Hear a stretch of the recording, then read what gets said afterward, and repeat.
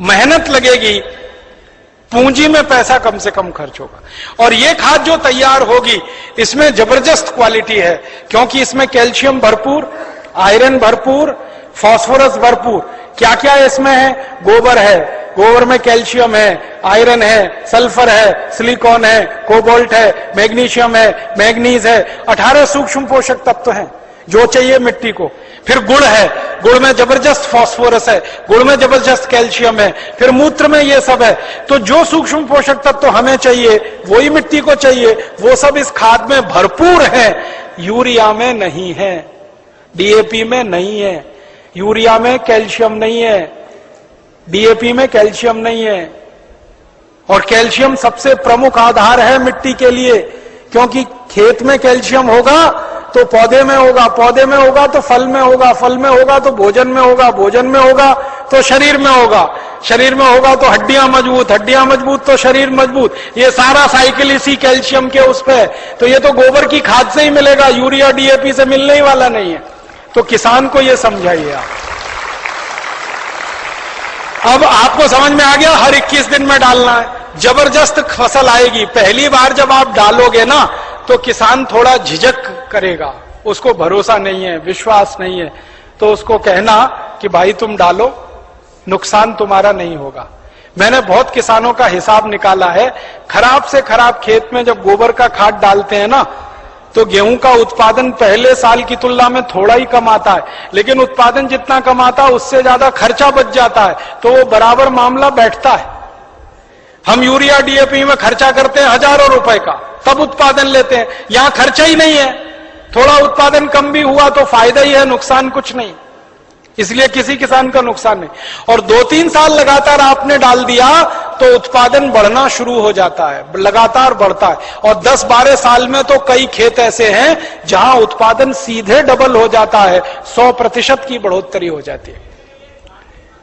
नहीं, छानने की जरूरत नहीं है, ऐसे ही डालो। उसमें जितना कचरा है सब खेत में जाने दो, क्योंकि कचरे में जीवाणुओं की संख्या और तेजी से बढ़ेगी, छानने की जरूरत नहीं है। अब आप डालोगे कैसे, ये प्रश्न है। तो उसके लिए 4 विधि है।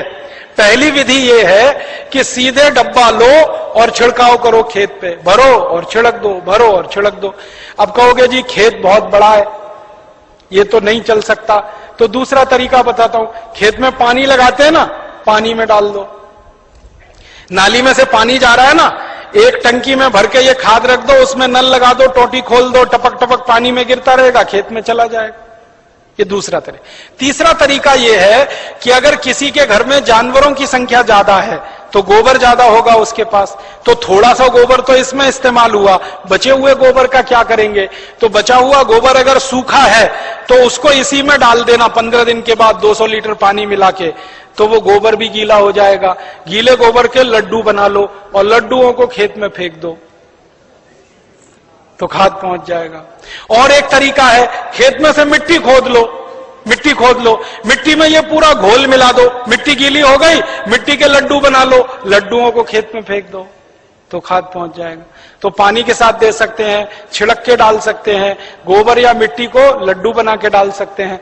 और एक आखिरी तरीका है, स्प्रे मशीन अगर अपने पास है तो उसका आगे से नोजल निकाल दो, नोजल निकाल दो, फिर उससे स्प्रे कर दो। अब इसमें ध्यान ये रखना है कि ये फसल पे स्प्रे नहीं होगा, ये जमीन पे होगा, मिट्टी पे होगा। फसल पे डालने से फायदा नहीं मिलेगा, मिट्टी में डालना है इसको। तो अगर फसल ऊंची है तब कैसे डालेंगे? तब तो पानी लगाओगे तभी डालना सबसे अच्छा है। इसमें एक तरीका यह है कि खेत का मुहाना होता है ना, जहां से पानी घुसता है, वहां एक आदमी को बिठा दो, डब्बा लेके पटकता रहेगा, उसमें पानी के साथ जाता रहेगा और पानी के साथ पूरे खेत में बराबर मात्रा में जाता है और रिजल्ट उसका सबसे अच्छा आता है। और एक तरीका है इसको डालने का, अगर आपके घर में गोबर का वो बनाते हैं ना, क्या कहते हैं उसको, कंडा कहते हैं, उपला कहते हैं, क्या कहते हैं, कंडा उपला जो भी कहते हैं, उसको जलाते हैं। जलाने के बाद राख निकलती है ना, वो राख इकट्ठी कर लो और ये घोल और राख मिला दो और फिर लड्डू बन जाएंगे, फिर खेत में छिड़क दो, तो इसका तो जबरदस्त उत्पादन आता है। क्योंकि जो राख है ना, इसमें कई केमिकल अतिरिक्त हैं जो गोबर और गौमूत्र से भी ज्यादा है। तो ये तरीका समझ में आ गया। हर 21 दिन पे डालेंगे। 4 महीने की फसल है तो 5-6 बार डालना पड़ेगा, 6 महीने हैं तो 7-8 बार। इसी तरह से पूरी खेती होती रहेगी। गोबर किसी भी जानवर का, गाय का हो, भैंस का हो, बैल का हो, बकरी बकरे का हो, गधे घोड़े का हो, हाथी ऊंट का हो, कोई भी हो, सब चलेगा। मूत्र भी किसी जानवर का, ठीक है। और आधा आधा मिले तो वो भी चलेगा।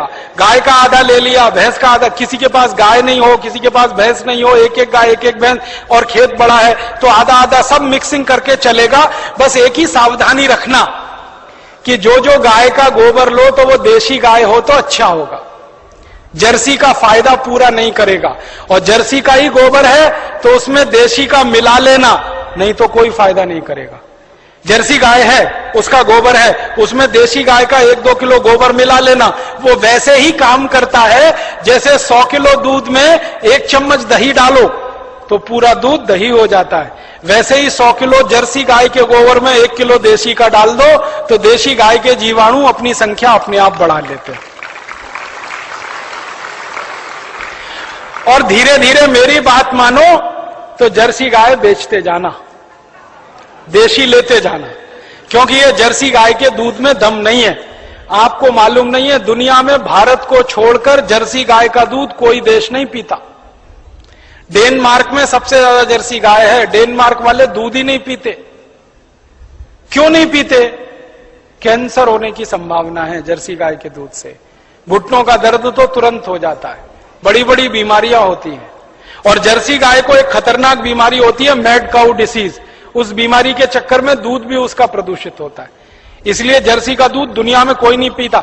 डेनमार्क की सरकार तो दूध ज्यादा होने पर समुद्र में फेंकवा देती है। आपको सुनकर हैरानी होगी, डेनमार्क में दूध बहुत है, चाय बिना दूध की पीते हैं सबके सब, क्योंकि वो दूध उनको खराब लगता है। तो जर्सी गाय बेच के देशी लेते जाना। भैंस हो तो उसका तो चल जाएगा, बैल का चल जाएगा।